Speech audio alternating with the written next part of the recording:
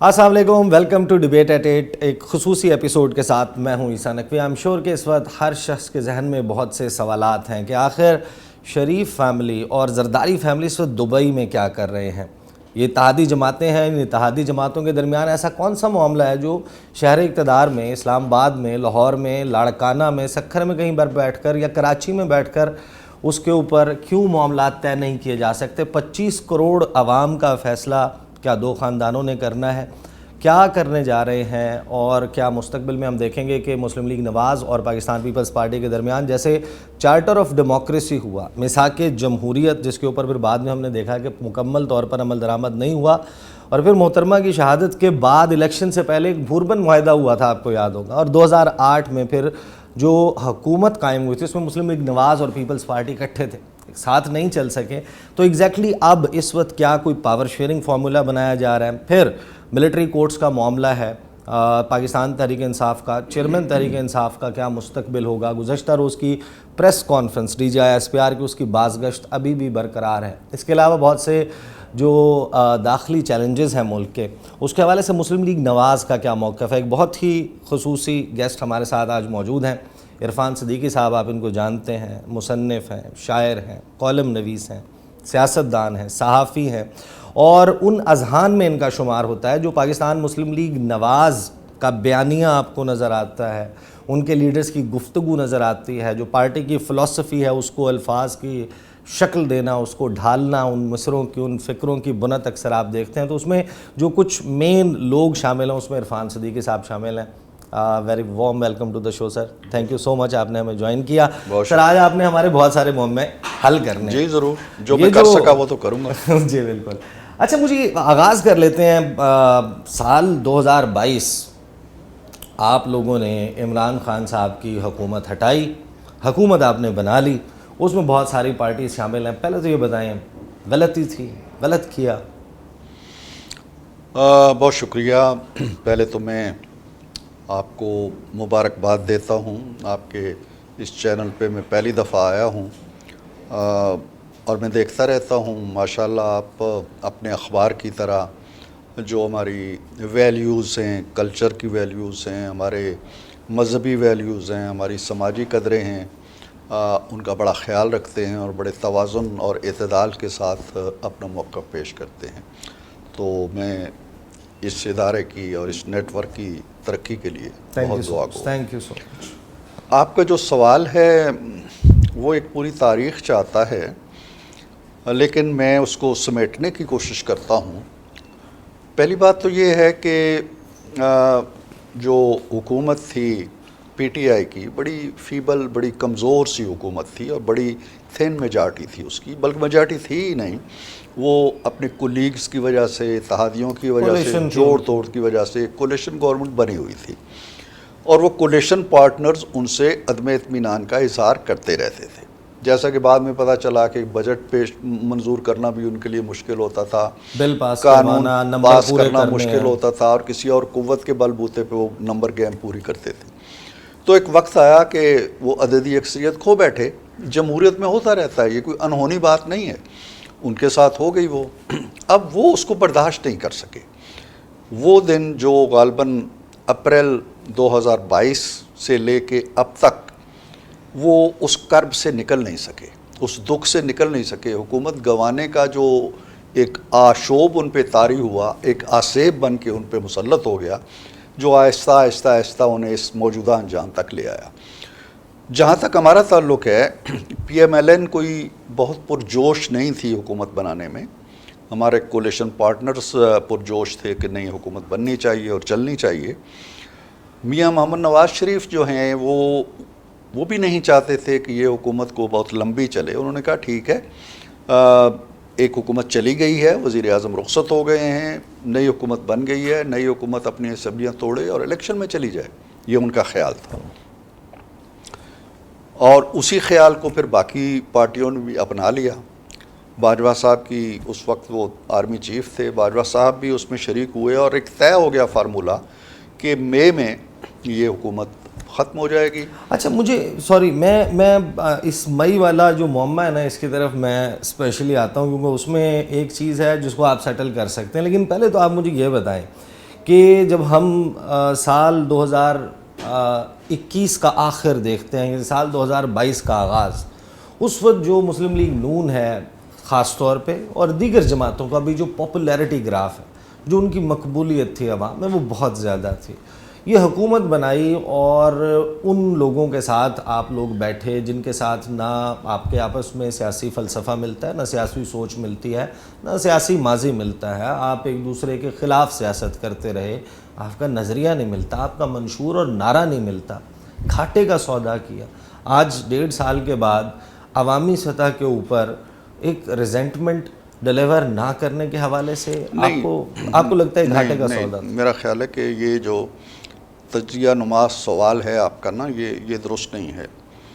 میں یہ سمجھتا ہوں، میری پہلی بات کمپلیٹ نہیں ہو سکی. 22 میں میاں صاحب نے یہ کہا جی کہ حکومتیں چلی جانی چاہیے اور فریش الیکشن ہونے، ایگریمنٹ ہو گیا. کنوے کر دیا گیا خان صاحب کو کہ جی مئی میں حکومتیں ٹوٹ جائیں گی. کچھ عناصر نے کہا جی کہ 10 دن بعد فیٹف کے ساتھ بات چیت ہونی ہے، تو کون کرے گا پھر، اس لیے ان سے منت سماجت کریں کہ 10 دن رہ جائیں. میاں صاحب سے بات کی گئی تو انہوں نے 10 دن کی اجازت دے دی. لیکن جب خان صاحب کو کنوے کر دیا گیا کہ حکومت اراؤنڈ 18 سے 22 کی بات ہے، مئی 22 کی، 18 سے پہلے کی بات ہے. ان کو جب کنوے کیا گیا کہ حکومت جا رہی ہے، آپ 25 مئی کا جو دھرنا ہے اور جلسہ جلوس کرنے جا رہے ہیں وہ نہ کریں، ملتوی کر دیں. انہوں نے یہ سوچا کہ جی میں جاؤں گا، حکومت تو جا ہی رہی ہے، تو یہ میرے کریڈٹ میں آئے گا کہ میرے دھرنے کی وجہ سے حکومت گھر چلی گئی اور میرے پریشر کی وجہ سے الیکشن آ گئے.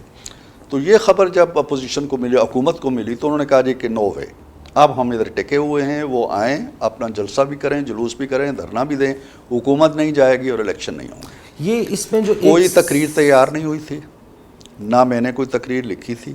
یہ فیصلہ ضرور ہو گیا تھا کہ حکومت چلی جائے گی اور الیکشن ہوں گے. جو خان صاحب نے اس تشریح میں پیش کر کے انہیں الیکشن دیے جا رہے تھے وہ مسترد کر دیے اور آج تک وہ الیکشن مانگ رہے ہیں. اچھا صدیقی صاحب، جب دوسری بات میں تھوڑی بھی اختصار کے ساتھ بتا دوں کہ ہماری حکومت کی جو آپ سمجھتے ہیں کہ عوام کے اندر ایک اضطراب ہے یا بے چینی ہے، وہ اس لیے نہیں ہے کہ ہم پیپلز پارٹی سے کیوں مل گئے یا پیپلز پارٹی ہم سے کیوں مل گئی یا جمعیت علماء اسلام سے ہم کیوں مل گئے.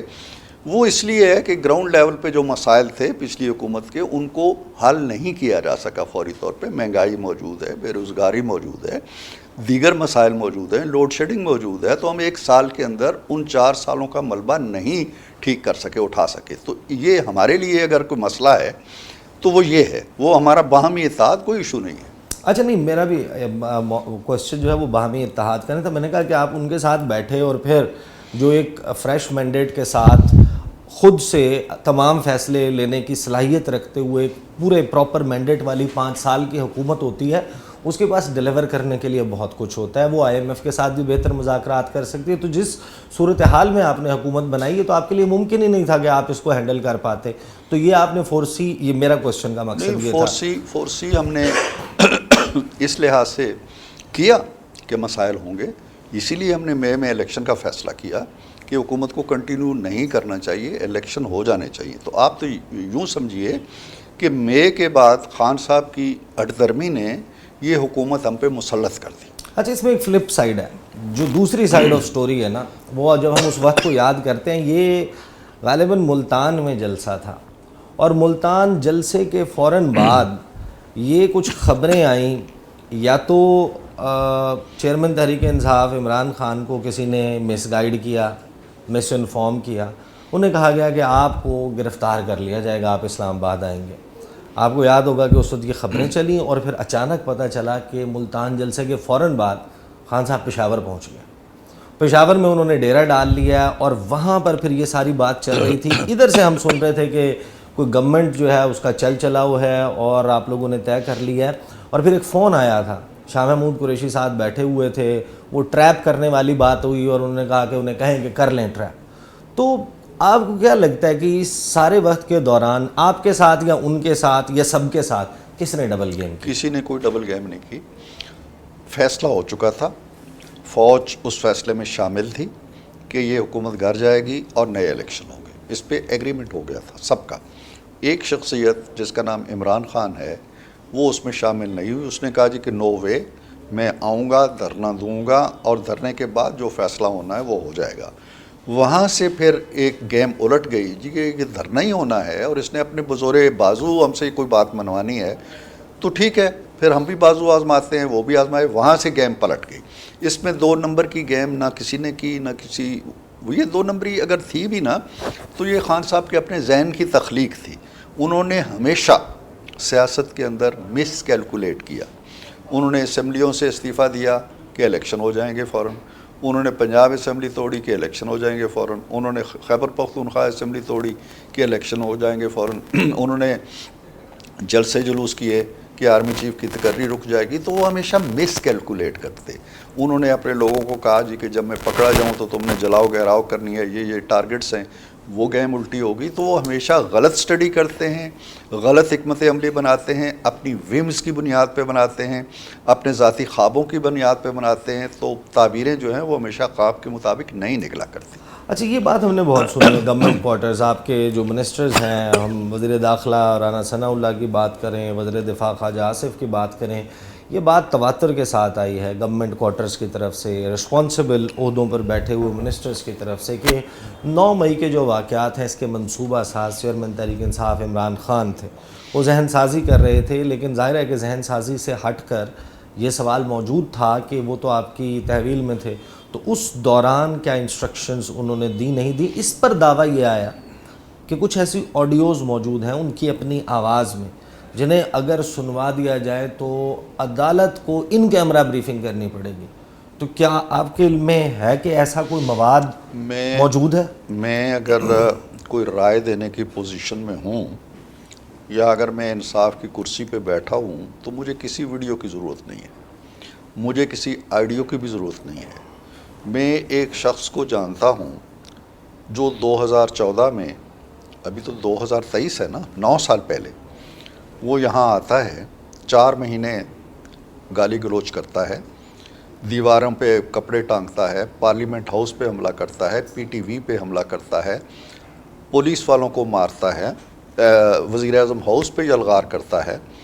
اس شخص سے وہ سول نافرمانی کے سبق دیتا ہے, وہ بجلی کے بل پھاڑتا ہے, وہ کہتا ہے جی ہنڈی کے ذریعے پیسہ بھیجو, فارمل چینل سے مت. اس شخص کے بارے میں کسی ویڈیو کی ضرورت ہے آپ کو؟ کسی آپ کیوں اتنے بے بس تھے کہ اس وقت ظاہر ہے کہ اب آپ ہمیں یہ بھی ایکسپلین کریں نا ساتھ میں کہ میرا خیال ہے کہ آپ کو دیکھیں, آپ کے سوال سے پہلے میں بتا دوں کیونکہ وقت محدود ہوتا ہے, تو آپ کے سوال کو میں سمجھ رہا ہوں. ہم بے بس تھے, بالکل. ہم اس لیے بے بس تھے کہ وہ جن لوگوں کی پروٹیکشن میں تھے, جن لوگوں نے پالا پوسا ہوا تھا, جو لوگ ان کو دودھ پلا کے ان کی پرورش کر کے اقتدار کے ایوانوں میں لانا چاہتے تھے, وہ ہم سے زیادہ طاقتور تھے, اس لیے ہم بے بس تھے. تو ان کی بھی ذہن میں جو اس وقت کی, ہم frankly speaking there are no secrets about it, اس وقت کی ملٹری اسٹیبلشمنٹ کی بات کر رہے ہیں, تو اس وقت کی ملٹری اسٹیبلشمنٹ کے اپنے ذہن میں یا ان کے اپنے طور پر ایک ان کی پرسیوڈ چارج شیٹ تو ہوگی نا کہ میاں محمد نواز شریف کا یہ جرم ہے, شہباز شریف کا یہ جرم ہے, لہٰذا ان کو اقتدار میں نہیں رہنے دیں. وہ چارج شیٹ آپ کے خیال میں کیا تھی؟ دیکھیں, 2017 میں نواز شریف کو نکالا گیا ہے, اس سے پہلے نواز شریف کو 1999 میں نکالا گیا ہے, اس سے پہلے نواز شریف کو 96 میں نکالا گیا, غالباً 93 میں, 96 میں. تو یہ تینوں دفعہ اس کا کوئی قصور ہوگا, کوئی نہ کوئی قصور ہوگا نا. لیکن آپ ماشاءاللہ ایک صحافی ہیں, اینکر ہیں, کوئی بتا دے کہ یار یہ قصور ہے اس کا. یعنی ان سارے قصوروں, گناہوں, ڈاکوں, چوریوں, رشوتوں کا جو آخری نتیجہ آپ نے نکالا ہے وہ یہ ہے کہ اس نے اپنے بیٹے کی کمپنی میں ملازمت کی تھی, ایک تنخواہ مقرر تھی 10,000 درہم, وہ اس نے نہیں لی, جو اس کا ریسیویبل تھا اس نے دکھایا نہیں گوشواروں میں, لہٰذا وہ نااہل ہو گیا. یہی ہے نا, اس کے علاوہ تو کوئی جرم ثابت نہیں ہوا نا ابھی تک کوئی جرم. اچھا میں بتاتا ہوں اصل جرم کیا ہے. اصل جرم یہ ہے کہ جو ایک 75 سال سے ایک ہمارے ہاں کشمکش رہی ہے نا سول ملٹری, اس میں ایک طاقتور, ایک توانا, ایک اپنے فیصلے کرنے کی صلاحیت رکھنے والا مقبول شخص چاہے اس کا نام ذوالفقار علی بھٹو ہو، چاہے اس کا نام بے نظیر ہو، چاہے اس کا نام نواز شریف ہو، وہ قابل قبول نہیں ہے. اس میں آپ عمران خان کو شامل نہیں کرتے؟ نہیں، وہ تو اس کے اندر تو یہ کوالٹیز نہیں ہے نا. اس نے تو کبھی نہ کی نہیں نا ان کو. وہ تو نہ کرنے کی جسارت کرتے تھے نا. ایک پھانسی چڑھ گیا، ایک کو گولی لگ گئی، دوسرا در بدر پھر رہا ہے. تیسرا اگر انہوں نے نہ نہیں کی تو پھر ان کا صفحہ جو ایک صفحہ تھا وہ کیسے پھٹا؟ وہ ایسے پھٹا کہ 4 سال بعد خود فوج بلبلا اٹھی کہ اکانومی ڈوب گئی ہے، ہماری تنخواہوں کے پیسے نہیں رہے ہمارے پاس. فاٹف ہم جب گئے ہیں تو فاٹف کو سفید میں چھوڑ کے گئے ہیں 2018 میں. اب انہیں لگتا ہے کہ D G I S I کی تعیناتی والا معاملہ اصل وہ تو تھا، وہ تو جھگڑا تھا نا. لیکن اوور آل ادارہ یہ بھی سوچ رہا تھا نا کہ ملک کہاں جا رہا ہے. آپ یقین جانیے کہ اگر عدم اعتماد نہ ہوتی اور مار دھاڑ کے یہ لوگ نہ آتے تو آپ 1 مہینے بعد ڈیفالٹ کر چکے تھے. یعنی اتنا ہی کافی نہیں ہے آپ لوگوں کے لیے کہ جتنے 70 سال میں قرضے لیے گئے اتنے 4 سال میں اس نے لے لیے اور پوچھیں کہ جی یہ کہاں لگے. ہم تو کہتے ہیں جی یہ موٹر وے ہم نے بنائے، یہ ہم نے کارخانے لگائے، یہ 11,000 12,000 میگا واٹ ہم نے بجلی دے دی، ہم نے یہ شہر بسا دیے. انہوں نے کیا کیا؟ انہیں کہیں کہ کوئی ایک کسی پروجیکٹ کا نام نہیں لے سکتے. لیکن عرفان صدیقی صاحب مجھے بریک لینی ہے، لیکن اس سے پہلے میں ایک چیز ایک آپ کی گفتگو کے اوپر ضرور اپنا آبزرویشن، اور ظاہر ہے کہ اگر آپ اس پہ کامنٹ کرنا چاہتے ہیں تو آپ بریک کے بعد ضرور کیجیے گا.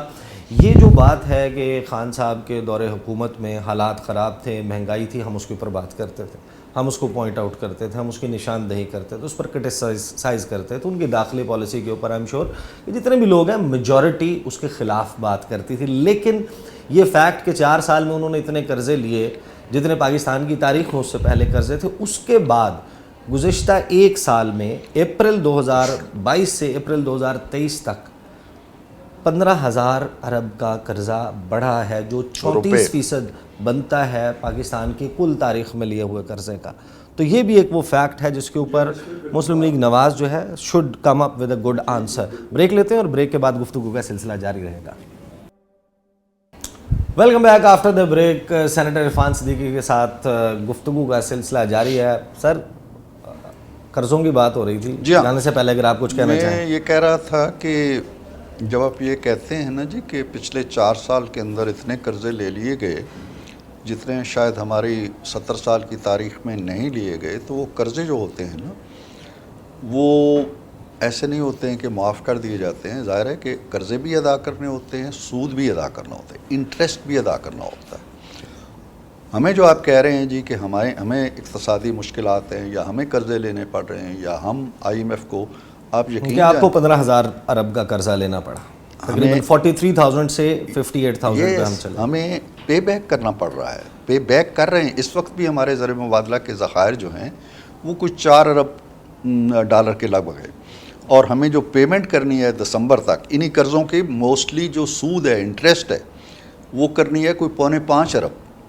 یعنی جو اس وقت ذخائر ہیں ان سے زیادہ ہمیں پے بیک کرنے ہیں دسمبر تک. تو یہ پے بیک کرنے والی جو رقم ہے یہ پائل اپ ہوئی ہے پچھلے 4 سالوں کے اندر، پہلے کی بھی پڑی ہوئی ہے اور 4 سالوں کے اندر اور بڑی ہے.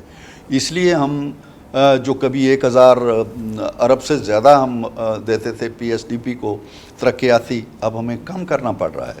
جو دیکھیں نا میاں صاحب کے دور کے انڈیکیٹرز دیکھیں نا آپ، ہماری اکانومی کہاں تھی، 6+ پہ ہماری GDP جا رہی تھی. ہماری یہ انفلیشن جو 35% پہ آپ اس وقت کہتے ہیں، یہ 3 اور 4% پہ تھی. لیکن سر لوگ جو ہیں وہ جب جائیں گے بیلٹ پیپر پہ، انہوں نے انتخاب کرنا ہوگا کہ وہ کس کو ووٹ دیتے ہیں. آپ کو لگتا ہے کہ وہ 2017 کے حالات ذہن میں رکھ کر ووٹ دیں گے یا 2023 کے حالات؟ دیکھیں یہ تو میں لوگوں کے ذہن کو نہیں پڑھ سکتا اس وقت، لیکن by the passage of time لوگوں میں شعور آتا ہے، لوگوں میں سمجھ آتی ہے، اور لوگ اتنا فرق جان سکتے ہیں، اتنی تمیز ضرور رکھتے ہیں کہ وہ دیکھیں، چاروں طرف دیکھیں کہ جی یہ 2 منزلہ پل بنا ہوا ہے، یہ کس نے بنایا تھا؟ یہ ہماری ایک سڑک بنی ہوئی ہے، کس نے بنائی تھی؟ یہ موٹر وے کس نے بنائی تھی؟ یہ بندرگاہ کس نے ڈیولپ کی تھی؟ یہ بجلی کی لوڈ شیڈنگ کب ختم ہوئی تھی؟ یہ دہشت گردی کب ختم ہوئی تھی؟ یہ انہیں باور کرانے کی ضرورت نہیں ہے، وہ جانتے ہیں اس چیز کو، سمجھتے ہیں اس چیز کو. دوسرا یہ کہ وہ جائزہ لیں کہ جی 4 سال کا ایک دور جو ہم نے گزارا ہے، سوائے فلاں کو پکڑو، فلاں کو مارو، فلاں پہ جھوٹا کیس بناؤ، فلاں کے پنکھے اتارو، فلاں کا اے سی اتارو، اس کے علاوہ کیا منشور تھا؟ تو اگر لوگ عقل و شعور رکھتے ہیں، جو یقیناً رکھتے ہیں، تو میرا خیال ہے وہ صحیح فیصلہ کریں گے. سر لوگ ظاہر ہے کہ شعور آتا ہے لوگوں کو وقت کے ساتھ، لیکن تھوڑی سی شاید تلخ بات ہے، لیکن جب میرا خیال ہے کہ بل جو ہے وہ آپ کی تنخواہ جتنا آتا ہے پھر شعور نہیں آتا ہے.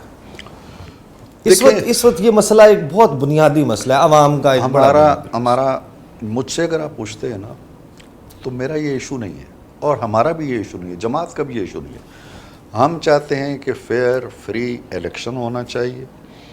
عوام کو ہمیشہ جو بڑے جذبے کے ساتھ نکلتے ہیں، امیدوں کے ساتھ نکلتے ہیں، خواب رکھتے ہیں، اپنے لیڈر چننے کا حق حاصل ہونا چاہیے. وہ اے کو چنے، بی کو چنے، سی کو چنے، ہمیں اس پہ کوئی اعتراض نہیں، ہمیں ان کے شعور پہ بھی کوئی اعتراض نہیں ہے. اس کے بعد جو نتائج ہوں گے وہ دیکھیں گے، بالکل اس کے بعد پھر ایک فیصلہ کر لیں گے. صحیح. تو یہ تو ایک ایکسرسائز ہے جس میں سے عوام کو گزرتے رہنا ہے، اور پھر فیصلے کے ایک سباؤ جو ہوتا ہے اور فیصلے کا ایک جو شعور ہوتا ہے وہ خود بخود ہو اچھا، جاتا ہے. آپ کی پارٹی کے اندر سے جو خزانہ کے معاملات ہیں اس کے اوپر ایک تنقید موجود ہے. مفتاح اسماعیل صاحب کھل کر اس کا اظہار کرتے رہے، شاہد خاقان عباسی کی بھی جب ہم گفتگو سنتے ہیں اس میں بھی ڈائریکشن وہی نظر آتی ہے. جو پارٹی کی سینئر لیڈرشپ ہے اس کو نہیں لگتا کہ اسحاق ڈار صاحب نے جب آئے، ہمیں سب لوگوں کو یہ توقع تھی کہ یہ اگر کچھ ایسا کریں گے کہ جس سے یہ جو بڑا شدید مسئلہ ہے پاکستان کی اکانومی کا یہ بہتر ہوگا. لیکن آج ہمارے سامنے صورتحال یہ ہے کہ ہماری ایکسپورٹس اس وجہ سے نہیں بڑھ پا رہی کیونکہ ہم نے امپورٹ جو را مٹیریل ہے اس کو بھی بند کر دیا. اب را مٹیریل نہیں آئے گا، آپ کی انڈسٹری نہیں چلے گی، انڈسٹری نہیں چلے گی، آپ کی ایکسپورٹس نہیں ہوگی، وہاں سے نمبر گر رہے ہیں، ریمیٹنسز ڈاؤن ہو گئی ہیں. تو جو ڈائریکشن نظر آ رہی ہے اس میں آپ نہیں سمجھتے کہ جو ایک genuine criticism with in the party develop ہوا ہے اس کو لیڈرشپ کی طرف سے ایڈریس کیا جانا تھا؟ ود ان دا پارٹی کوئی ایسا کرٹیسزم ڈیولپ نہیں ہوا ہے. مفتاح اسماعیل صاحب وزیر خزانہ رہے ہیں اور ہمارے وزیر خزانہ تھے، ان کی اپنی ایک سوچ ہے، ان کو ریپلیس کیا گیا ہے، ایک اور صاحب آ گئے، ڈار صاحب آ گئے.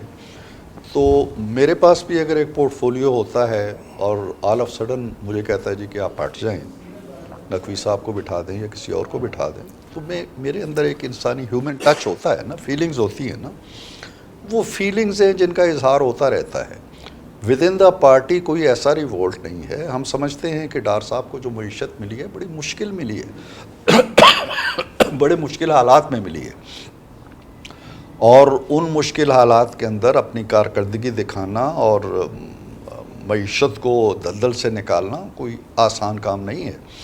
تو میں سمجھتا ہوں کہ پارٹی کے اندر یہ اپریسیشن موجود ہے. دوسری بات جو ہے، پارٹیاں جمہوری سوچ رکھتی ہیں اکثر و بیشتر، سب متفق نہیں ہوتے ایک بات پہ.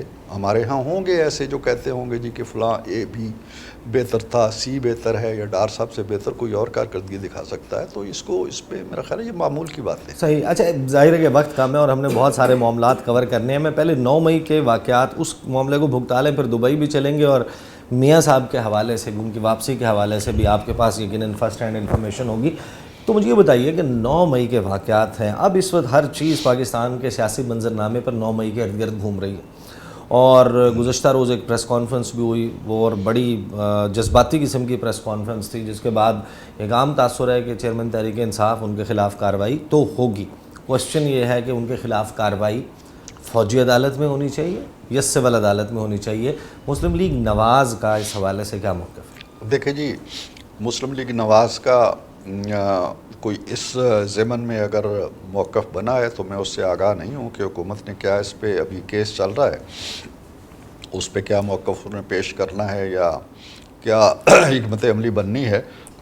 میں اتنا جانتا ہوں کہ جو کچھ 9 مئی کو ہوا ہے وہ، آپ کی عمریں بہت چھوٹی ہیں، میری عمر آپ سے بہت زیادہ ہے، میں نے پاکستان کی تاریخ میں نہیں دیکھا. بڑی بڑی مشکلات آتی رہیں، یعنی ذوالفقار علی بھٹو جیسا مقبول لیڈر پھانسی چڑھا دیا گیا، ملٹری گورنمنٹ تھی، یہ کام نہیں ہوئے. بے نظیر قتل ہو گئی، یہ کام نہیں ہوئے. نواز شریف کتنی بار دھکے دے کے نکال دیے گئے، جیلوں میں ڈال دیے گئے، بیٹی جیل میں ڈال دی گئی، یہ کام نہیں ہوئے. خان صاحب جیل میں گئے ہیں اور اس کے بعد جو اکا دکا واردات ہو جاتی تو ٹھیک ہے، ہوگی، لیکن جب کوئٹہ میں لوگ نکلتے ہیں تو کوئٹہ چھاونی پہ حملہ کرتے ہیں، لاہور میں نکلتے ہیں تو کور کمانڈر ہاؤس پہ حملہ کرتے ہیں، عسکری پلازا پہ حملہ کرتے ہیں، میاں والی میں نکلتے ہیں تو وہ ایئر بیس پہ حملہ کرتے ہیں، پشاور میں نکلتے ہیں تو وہ کلا بالا آثار ایف سی ہیڈ کوارٹر چلے جاتے ہیں، مردان میں نکلتے ہیں تو پنجاب ریجمنٹ پہ حملہ کرتے ہیں، پنڈی میں نکلتے ہیں تو جی ایچ کیو پہ چڑھ دوڑتے ہیں۔ یہ کیا ہے؟ یہ اچانک سب کو خواب آیا کہ جی یہ کرنا ہے، unless there was a planning کہ اگر مجھے کچھ ہوتا ہے تو تم نے کیا کرنا ہے۔ ایک ٹارگٹ ان کو دیا گیا تھا، متعین تھا۔ میں خود کور کمانڈر ہاؤس سینیٹرز کے ایک وفد کے ساتھ جا کے، چیئرمین کے ساتھ جا کے ہم دیکھ کے آئے ہیں۔ اس کے سامنے ایک بڑا پلازا ہے، دکانیں کھلی ہوئی تھی، مال بھرا ہوا تھا، کسی نے اس کی طرف آنکھ اٹھا کے نہیں دیکھا، کسی نے پتھر نہیں پھینکا، صرف کور کمانڈر ہاؤس جلا ہے۔ سامنے راحت بیکری والا وہ پلازا ہے، کسی نے کچھ نہیں کیا۔ اس سے آگے جا کے سی ایس ڈی ہے فوج کی، اس پہ حملہ ہوتا ہے۔ تو جب یہ کچھ ہوتا ہے، اس کے بعد پھر شہداء کی یادگاریں، سب سے بڑی چیز یہ سینسٹیوٹی ہوتی ہے نا، تو سرٹن چیزیں ہوں گی جو آپ کی ریڈ لائن ہے کہ جی یہ نہیں ہونا چاہیے۔ سر اس میں کوئی دوسری رائے نہیں ہے؟ نہیں، دوسری رائے اس لیے بنتی ہے نا کہ جب ہم یہ کہتے ہیں کہ کس کے ساتھ کیا ہونا چاہیے۔ اب چونکہ اس سے پہلے ہمارے سامنے کوئی مثال ایسی ہے نہیں، اس لیے ہم نہیں کہہ سکتے کہ کیا ہونا چاہیے، لیکن وہ ہونا چاہیے۔ ہمیں یہ تو پتہ ہے نا کہ تعزیرات پاکستان کے تحت کسی پبلک پراپرٹی کو، پرائیویٹ پراپرٹی کو، کسی کی بھی پراپرٹی ہو، اس کو آگ لگانا ایک جرم ہے، اس جرم کی ایک سزا ہے۔ اگر وہ دہشت پھیلانے کی غرض سے کیا گیا تو اس کے لیے اینٹی ٹیررزم کورٹس بھی ہیں، اینٹی ٹیررزم قانون بھی موجود ہے، انسداد دہشت گردی کا اس کی دفعات بھی موجود ہیں، اس کی سزائیں بھی موجود ہیں۔ اس میں کوئی دوسری رائے نہیں ہے۔ ہر جرم کا، اگر میں آپ کی مرضی کے بغیر آپ کی پراپرٹی میں اگر داخل ہوتا ہوں، یہ بھی ایک جرم ہے۔ تو میرا خیال ہے کہ یہ جو جرائم ہوئے 9 مئی کو، اس پہ کوئی دوسری رائے موجود ہے۔ نہیں، کوسچن یہ ہے کہ ایک ہمارے سامنے وہ لوگ ہیں جنہوں نے فزیکلی ایکٹ سر انجام دیا، اس کے حوالے سے تو شاید بہت سارے لوگ اس بات پہ کنونسڈ ہیں کہ فوجی عدالتوں میں ان کے خلاف آرمی ایکٹ میں پروویژنز موجود ہیں، کارروائی ہونی چاہیے۔ سوال یہ ہے کہ جن کو آپ ذہن ساز کہتے ہیں، اشتعال دلانے والے کہتے ہیں، فیسیلیٹیٹر کہتے ہیں، منصوبہ ساز یا یہ ساری کی پلاننگ کرنے والے کہتے ہیں، ان کے خلاف بھی ملٹری ایکٹ کے تحت کارروائی ہونی چاہیے یا صرف ان کے خلاف ہونی چاہیے جو فزیکلی وہاں پر یہ سب کچھ کر رہے تھے؟ یہ ذوالفقار علی بھٹو نے کسی کو قتل کیا تھا، کسی کو گولی ماری تھی جا کے، ٹھیک ہے، وہ کیا تھے جی، وہ ان پہ کیا الزام تھا؟ ان پہ یہی الزام تھا نا کہ وہ منصوبہ ساز تھے، وہ محرک تھے، انہوں نے اس قتل کا منصوبہ بنایا، پھانسی چڑھ گئے۔ یہاں آ کے آپ لوگوں کو قانون یاد آ جاتے ہیں۔ دیکھیں، اگر وہاں پہ بھی کارروائی کا سوال نہیں، میری گزارش سن لیں، کہاں ہونی چاہیے یہ سوال ہے۔ ان نوجوانوں کو یہ کہتا ہوں کہ بچوں تم نیچے جاؤ، میرے حق میں نعرے لگاؤ، اور جو گاڑی آئے اس کو پتھر مارو اور جلا دو۔ یہ بچے چلے جاتے ہیں، میں ان کی ذہن سازی کرتا ہوں کہ تم جنت میں سیدھے جاؤ گے، تم بڑا جہاد کرو گے۔ اس کے بعد کہتے ہیں ان بچوں کو تو پکڑ لو، مجھے نہ پکڑو۔ یہ کون سی لاجک ہے؟ مجھے نہیں سمجھ آتی اس لاجک کی۔ اگر کوئی منصوبہ ساز ہے، سر یہاں پہ نہ پکڑنے والے بھی بات نہیں ہے۔ میں تو آپ سے سوال اس وجہ سے کر رہا ہوں کہ یہ سوال اور اس سوال کے اوپر بحث کہاں شروع ہوتی ہے؟ جب ہمیں یہ پتہ چلتا ہے کہ پاکستان پیپلز پارٹی کی کور کمیٹی میں یہ رائے ڈیولپ ہوتی ہے، آپ کی پارٹی میں بہت ساری وائسز اس کے اوپر ہوتی ہیں، اور وہ آپس میں بات کرتے ہیں، وہ یہ کہتے ہیں کہ سیاستدان کا ملٹری کورٹ میں ٹرائل نہ کریں، یہ ہوتا رہا ہے، یہ ٹرینڈ بن جائے گا۔ یہ ظاہر خبریں آئی ہیں، یہ ٹرینڈ بن جائے گا۔ 2020 میں میاں صاحب نے جب جلسے کیے تھے لندن میں بیٹھ کر، گجرانوالہ جلسے میں خطاب کیا تھا یا فلاں وقت کیا تھا، پھر اس کے نتائج میں کچھ ایف آئی آرز بھی کٹی تھیں یا جو نعرے کچھ لگے۔ کوئی پیرالل نہیں ہے، نہیں پیرالل ڈرا نہیں کر رہا۔ I'm asking you a question کہ کیا اگر یہ پریسیڈنس ڈیولپ ہو جاتا ہے تو بہت اچھا ہے۔ اچھا، اس لیے کہ کل اگر ہم بھی پی ایم ایل این کے ورکرز بھی یہ کام کریں گے تو دے مسٹ بی پنشڈ۔ اگر پیپلز پارٹی کے بھی یہ کام کریں گے دے مسٹ بی پنشڈ۔ اگر میں بھی کھڑا ہو کے ان لوگوں کو تبلیغ کرتا ہوں، ان کی ذہن سازی کرتا ہوں، منصوبہ سازی کرتا ہوں، تو مجھے بھی پنش کرو۔ یہ قابل معافی نہیں ہے، ہم اس کے لیے تیار ہیں۔ ہم تو یہ کہہ رہے ہیں کہ 70 سالوں میں ہماری جماعتوں نے اے این پی پہ مظالم ہوئے، یہاں لیاقت باغ کے اندر ان کے جلسے پہ فائرنگ ہوئی, 15-20 لاشیں گر گئیں, وہ لاشیں اٹھا کے چلے گئے چپ کر کے خیبر پختونخوا. کسی نے یہ کام نہیں کیے. اگر ان کاموں کی اجازت ہم اس لیے دے دیں کہ کل ہم بھی پکڑے جائیں گے, تو ہم اگر یہ کام کرتے ہیں, یہ کرتوت کرتے ہیں, تو پکڑے جائیں, مارے جائیں, ہمیں بھی لگائیں اپنا. Point well taken. یہ کیونکہ یہ وہ سوالات ہیں جو اس وقت ہر شخص کے ذہن میں موجود ہیں. دیکھیں لوگ اس کے اوپر سننا چاہتے ہیں کہ مسلم لیگ نون کے اندر کیا تھاٹ پروسیس چل رہا ہے. کوئی تھاٹ پروسیس نہیں ہے. ہم نہیں چاہتے کسی بے گناہ کے ساتھ ظلم ہو. ہم تو خود یہ ظلم بھگت رہے ہیں بے گناہی کے. مجھ جیسے شخص کو انہوں نے پکڑ کے جیل میں ڈال دیا تھا کسوری چکی میں, اور ہتھکڑیاں لگا کے اس کے اوپر. مجھے آج تک نہیں پتا کہ میرا قصور کیا تھا. ہم نہیں چاہتے کسی کے ساتھ ایسا سلوک ہو. ہم نہیں چاہتے کسی کے ساتھ ناانصافی ہو. ہم نہیں چاہتے کہ کوئی بے گناہ پکڑا جائے.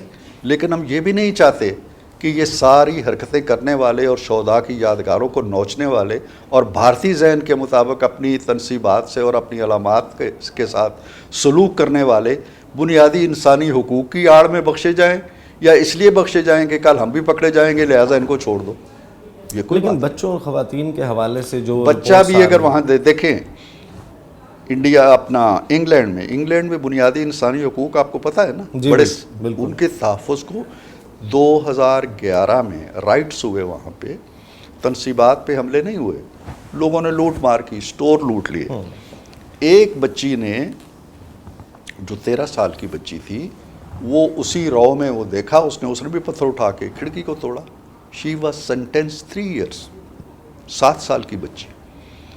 ایک عورت نے 2 نکرز اٹھائیں کسی سٹور سے, چوری کی اس وقت لوٹ مار میں, وہ پکڑی گئی, اسے 7 سال سزا ہوگی. میرا کوشچن آپ یہ دیکھیں, میں یہ کوشچن بھی نہیں سننا چاہتا. جس نے جو جرم کیا ہے, میرا سوال بالکل چاہے وہ عورت ہے چاہے وہ بچہ ہے. میرا سوال یہ بالکل نہیں تھا. ایک تحریک انصاف کا ورکر ہے, یہ رہنما ہے, اس نے یہ کام کیا, اس کے خلاف ایک چارج شیٹ موجود ہے, الزام موجود ہے, آپ اس کو کورٹ آف لاء میں پروف کر دیں گے, اس کو سزا مل جائے گی. اس کو اٹھانا ہے اور وہ بھاگا ہے, مفرور ہے, وہ موجود نہیں ہے, اور اس کی گرفتاری کو یقینی بنانے کے لیے اگر اس کی فیملی کے کسی فرد کو اٹھا لیا جاتا ہے, میرا سوال اس کے حوالے سے. یہ سوال اب آپ کر رہے ہیں. دیکھیں میں نے پہلے میں اسی کے حوالے سے بات کر رہا تھا. میں پہلے کہہ دیا کہ کسی کے خلاف ناانصافی نہیں ہونی چاہیے. کسی کی, میں تو ابھی جب فواد چودھری پکڑے گئے ہیں, میں نے تو میری جماعت نے بھی کہا جی کہ آپ نے یہ کیوں کیا ہے, لیکن میں نے وہاں ہاؤس میں کھڑا ہو کے کہا تھا کہ یہ کیوں کرتے ہیں آپ, مت پکڑیں راتوں کو جا کے چھاپے, مت ماریں کسی کے, اور مت ہتھکڑیاں لگائیں ان کو, اور مت منہ کے اوپر کپڑے ڈالیں. یہ روایتیں ہم نہیں ڈالنا چاہتے. اگر کسی کے ساتھ زیادتی ہوئی ہے, نہیں ہونی چاہیے. اگر کسی کے ساتھ ناانصافی ہو رہی ہے, کسی کے حقوق تلف ہو رہے ہیں, نہیں ہونے چاہیے. ہمیں صاف ستھرے طریقے سے انویسٹیگیشنز کرنی چاہیے, اور جو ثابت ہوتا ہے کہ یہ کلپریٹس ہیں, منصوبہ ساز ہیں, سہولت کار ہیں, ان کو پکڑے. کسی کے اہل خانہ کی بے حرمتی نہیں ہونی چاہیے. میرا precisely my question was about that, کیونکہ کچھ انسیڈنٹس ایسے رپورٹ ہوئے ہیں جہاں پر جب کسی کو گرفتار کرنے گئے ہیں تو اس کے بعد ان کے گھر والے کچھ ویڈیوز شیئر کر رہے ہیں, کچھ ٹی وی سامان ٹوٹنے کی, توڑ پھوڑ کی. نہیں ہونا چاہیے. اس سے یہ ہوتا ہے کہ کیس ہمارا کمزور ہوتا ہے, اس طرح نہیں ہونا. صحیح. بریک لیتے ہیں, اور بریک کے بعد بات کریں گے کہ دبئی میں کیا چل رہا ہے. دبئی میں میاں محمد نواز شریف موجود ہیں, مسلم لیگ نواز کی لیڈرشپ, آصف علی زرداری وہاں پر موجود ہیں, بلاول بھٹو زرداری وہاں پر موجود ہیں. تو یہ 2 مین پارٹیاں وہاں پر کیوں ہیں؟ اگر مشاورت ہونی تھی تو باقی اتحادی بھی وہاں پر ہوتے. ایگزیکٹلی کیا ہم توقع کر سکتے ہیں دبئی کی ملاقاتوں میں؟ بات کریں گے after the break.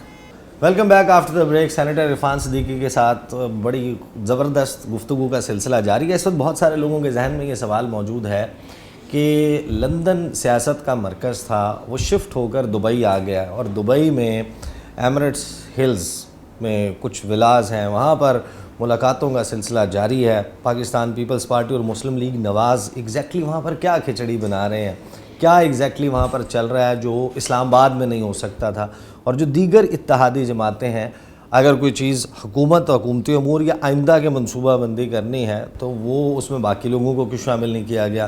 Irfan Siddiqui صاحب ہمیں بتائیں کہ یہ ایک کرٹیسزم بہرحال رہا ہے کہ پاکستان کے فیصلے جو ہیں وہ پاکستان سے باہر نہیں ہونے چاہیے. شہباز شریف وزیر اعظم ہیں, وہ یہاں پر بیٹھ کر اپنے اتحادیوں کے ساتھ مل کر چلائیں معاملات. آخر کیوں یہ فیصلے دبئی میں ہونے؟ دیکھیں, ہماری سیاسی روایات میں چیزیں شامل ہیں, اس لیے کہ ہمیشہ کوئی نہ کوئی لیڈرز ایسے ہوتے ہیں جن پہ آپ پاکستان کی سرزمین تنگ کر دیتے ہیں, انہیں پاکستان سے باہر جا کے بیٹھنا پڑتا ہے. جب وہ پاکستان سے باہر جاتے ہیں اور فیصلہ سازی میں ان کا عمل دخل ہوتا ہے, بڑا غالب قسم کا عمل دخل ہوتا ہے, مثلا مسلم لیگ نون کی حد تک نواز شریف صاحب کو مائنس کر کے کوئی فیصلہ تو نہیں ہو سکتا نا. وزیر اعظم بھی شہباز شریف صاحب ہیں, پارٹی کے صدر بھی ہیں وہ, لیکن فیصلہ بہرحال میاں صاحب کی مرضی کے بغیر نہیں ہو سکتا. تو اس لیے جب وہ لندن میں تھے تو لندن میں لوگ آتے جاتے تھے, ملتے تھے. اب وہ دبئی میں آئے ہوئے ہیں تو دبئی میں ایک سیاسی بیٹھک لگی ہوئی ہے. اب اس میں کیا باتیں ہو رہی ہیں, میں تو یہاں بیٹھ کے آپ صحافی لوگ اندازہ لگا سکتے ہو, سٹوریز بھی بنا سکتے ہو, کیا سرائیاں بھی کر سکتے ہو, لیکن میں اپنی زبان سے کیا کہوں کہ وہاں کیا ہو رہا ہے یا کیا بات ہو رہی ہے. سٹوریز نہیں, میں کچھ چیزیں جو ہیں وہ تو ہمارے علم ہے نا, پبلک نالج میں ہے کہ ظاہر ہے وہ وہی ہے نا کہ اب جو سیٹ ایڈجسٹمنٹ ممکنہ طور پر, اگر ممکنہ طور پر اس پر بات ہونی ہے. دیکھیں نا, اب سیٹ ایڈجسٹمنٹ کہاں سے آئی ہے, یہ کوئی انفارمیشن آپ کو کہاں سے ملی؟ گزشتہ سال میں یہ خبریں سامنے آئی تھیں کہ پیپلز پارٹی اور مسلم لیگ نواز, جب یہ باتیں آئی تھیں کہ یہ پاسبلٹی موجود ہے کہ یہ جماعتیں جو پی ڈی ایم میں اور اتحادی جماعتیں ہیں یہ ایک پلیٹ فارم سے الیکشن لڑیں گی. اس وقت تحریک انصاف کا زور چل رہا تھا, تب یہ خبریں آئی تھیں.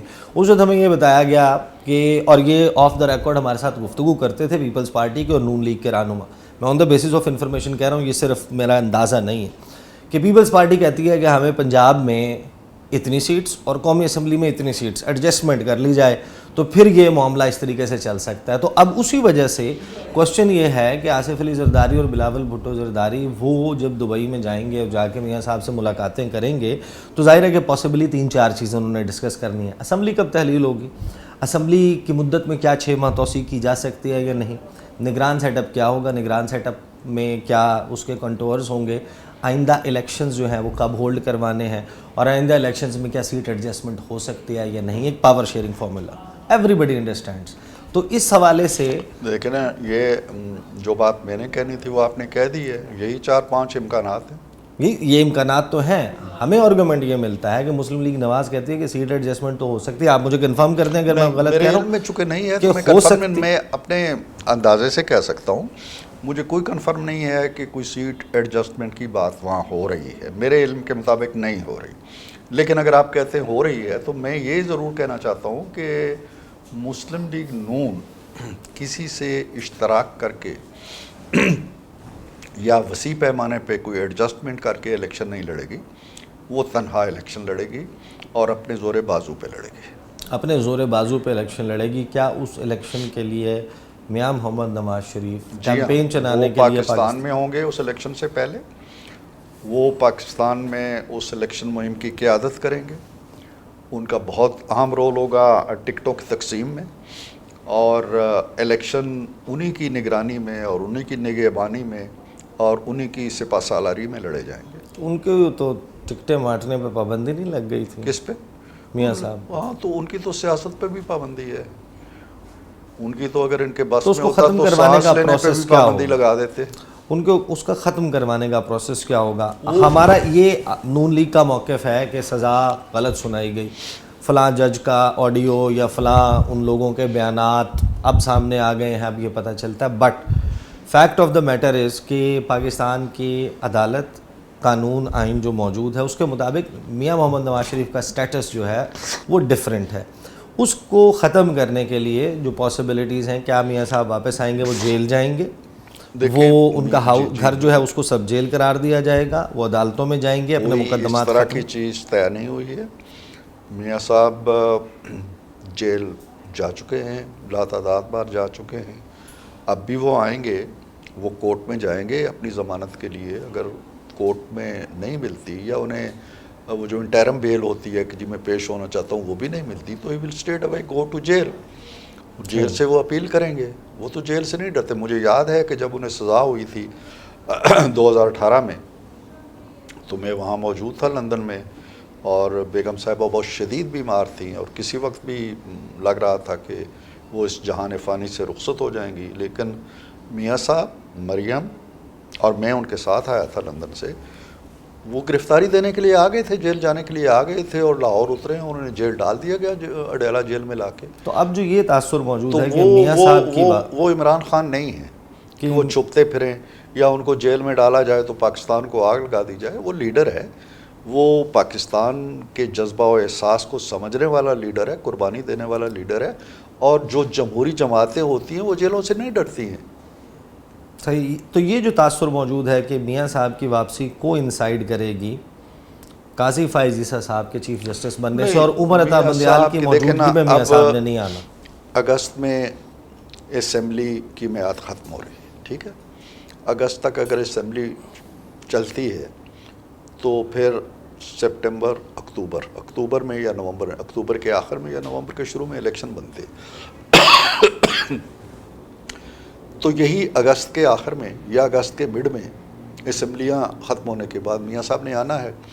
اب اس وقت یہاں جو بھی ہوگا، اگست میں تو ہوں گے موجودہ چیف جسٹس، ہوتے رہے، انہوں نے آنا ہے، انہوں نے اپنے کیسز لڑنے ہیں، ان کا کسی چیف جسٹس کے آنے جانے سے کوئی تعلق نہیں. ان کے کیسز کی 100% شیورٹی نہیں ہے کہ ان کی واپسی یا اسمبلیوں کی تحلیل کے بعد 90 دن میں جب انتخابات ہونے ہیں، جو ہمیں لگتا ہے کہ ہونے ہیں، کیونکہ اس کے علاوہ اور آئین میں کوئی چیز کی گنجائش موجود نہیں ہے، تو کیونکہ وہ انتخابات ہونے ہیں اور ان 90 دن میں اگر میاں صاحب کلیئر نہیں ہوتے، ان کے کیسز کلیئر نہیں ہوتے، مسلم لیگ نواز کا وزیر اعظم کا کینڈیڈیٹ کون ہے؟ دیکھیں، یہ تو دونوں صورتوں میں نہیں بتا سکتا. اگر ان کے کلیئر ہو جاتے ہیں اور وہ الیکشن لڑتے ہیں تو بھی میں آپ کو نہیں بتا سکتا کہ وزیر اعظم کون ہوگا، اور اگر وہ نہیں لڑتے تو بھی نہیں بتا سکتے. یہ تو اس وقت کے حالات و واقعات پہ ہے، لیکن فیصلہ نواز شریف نے کرنا ہے. لیکن ان کی نااہلی ختم کروانے کے حوالے سے جب وہ تو قانونی رکاوٹیں دور کی جاتی ہیں تو فوکس یہی نظر آتا ہے کہ میاں صاحب چوتھی مرتبہ وزیر اعظم بنیں گے. یہ کہ قانونی رکاوٹوں کا مطلب یہ ہے کہ مجھ پہ ایک داغ لگا دیا ہے آپ نے، میں نے وہ داغ دھونا ہے. وہ داغ دھونے کے بعد چاہے میں گھر بیٹھوں، چاہے میں الیکشن لڑوں، چاہے میں اسمبلی میں بیٹھوں، چاہے میں وزیر اعظم بنوں، یہ بات کی باتیں ہیں نا. پہلا تو یہ ہے کہ ایک گناہ جو میرے سر آپ نے تھوپ دیا ہے اور مجھے نائل کر دیا، مجھے اس سے نکلنا ہے. یہ اس لیے نہیں نکلنا ہے کہ میں نے وزیر اعظم بننا ہے. تو عرفان صدیقی صاحب، آپ ہمیں یہ تو نہیں بتا رہے کہ میاں صاحب جو ہیں وہ چوتھی مرتبہ وزیر اعظم بننے کا ارادہ رکھتے ہیں، یہ خواہش ہے نون لیگ میں یا نہیں؟ تو یہ تو ہوتا ہے نا کہ ہر پارٹی اپنا مستقبل کا لیڈر ایک بندے کو پالش کرتی ہے، اس میں دیکھتی ہے کہ یہ لیڈر ہوگا ہمارا. تو وہ مسلم لیگ نواز میں کون ہے؟ مریم نواز صاحب ہیں، حمزہ شہباز ہیں، کون ہے؟ دیکھیے، سیاست ایک بڑی کمپلیکس چیز ہوتی ہے، یہ اتنی سادہ نہیں ہوتی ہے جتنی آپ کے سوال میں نظر آتی ہے کہ ہم کسی کو کہیں کہ یہ ہے اور اے ہے اور بی ہے اور سی ہے. آپ موروثی سیاست کی چونکہ بات ہو رہی ہے تو آپ ذوالفقار علی بھٹو صاحب کو دیکھیے. ان کے 2 بیٹے تھے اور ایک بیٹے نے تو بڑی کوشش بھی کی سیاست میں آنے کی، مرتضیٰ بھٹو نے اپنی پارٹی بھی بنا لی اور جدوجہد بھی کی، لیکن کرزما تھا بے نظیر کے اندر. وہ ایک فطری لیڈر بن کے ابھری اور وزیر اعظم تک پہنچ گئی. ویسے آپ نے جواب دے دیا ہے میرے سوال کا. ہاں، میرے سوال کا آپ نے مجھے اگر آپ نے جواب یہاں سے لے لیا ہے تو بڑی اچھی بات ہے. مجھے ہم مریم نواز صاحبہ کی بات نہیں، میں یہ کہہ رہا ہوں کہ مریم نواز اگر ابھری ہیں تو اپنی صلاحیت کے زور پہ ابھری ہے نا. بالکل بھٹو صاحب کی طرح، فیس کے طور پہ تو وہی بھٹو نظر صاحب آتی ہیں کی طرح میاں صاحب کے بھی 2 بیٹے ہیں اور بھٹو صاحب کی طرح شاید 2 بیٹیاں ہیں ان کی. تو 2 بیٹیوں میں سے ایک بیٹی ابھری ہے، دوسری کو کوئی جانتا ہی نہیں کہ کون ہے. تو بیٹی اپنے زور بازو کے طور پہ، لیکن یہ عوام ہوتے ہیں جو فیصلہ کرتے ہیں، عوام ہیں جو اپنا رخ موڑتے ہیں کسی لیڈر کی طرف اور اس لیڈر کو پہنچا دیتے ہیں وزارت عظمیٰ تک. عوام کی جو رائے ہوتی ہے، عوام کی جو سوچ ہوتی ہے، عوام کے جو نعرے ہوتے ہیں، ان کی آنکھوں کی جو روشنی ہوتی ہے نا، وہاں سے لیڈر ابھرتا ہے. وہ اس کے نہ میں بنا سکتا ہوں نہ آپ بنا سکتے ہیں. یہ وہ پودا ہے جو خود بخود، وہ جو علامہ اقبال کہتے ہیں نا کہ فطرت خود بخود کرتی ہے لالے کی حنا بندی، کہ لالے کے اندر جو سرخ رنگ ہوتا ہے نا، یہ کوئی مہندی نہیں لگاتا اس کو، وہ فطرت خود بخود پیدا کرتا ہے. صحیح. بہت بہت شکریہ سر، وقت ختم ہو گیا. اور بہت کم ایسے لوگ ہوتے ہیں جب وقت ختم بھی ہو جائے آپ کے ذہن میں ہوتا ہے کہ ان سے یہ بات بھی کی جا سکتی تھی. یہ عرفان صدیقی صاحب کی رائے سے آپ اختلاف کر سکتے ہیں, لیکن جس خوبصورتی کے ساتھ یہ ٹف کوسچنس کو بھی جو ہے وہ اچھے طریقے سے ہینڈل کر لیتے ہیں, اس کی ظاہر ہے کہ داد دینا بنتی ہے. اب تک کے لیے اتنا ہی, مجھے اجازت دیجیے, اللہ حافظ.